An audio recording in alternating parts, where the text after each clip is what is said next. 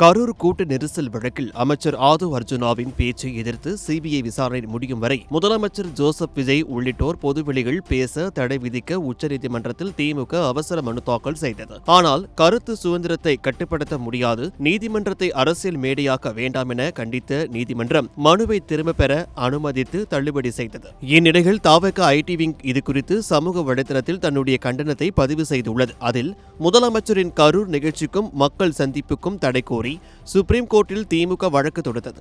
பேச்சு உரிமைக்கும் தடை கேட்டு தாண்டி குதித்தது.